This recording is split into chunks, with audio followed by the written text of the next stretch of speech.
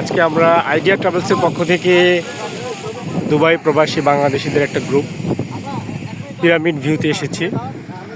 আমাদের মাসুম ভাই group lead করছেন, গ্রুপ ছবি তোলা হয়েছে। গ্রেট পিরামিড উনি বলতেছে এটা খুফু, তারপরে খাফরা, এরপরে একটা আছে মেনকারাও।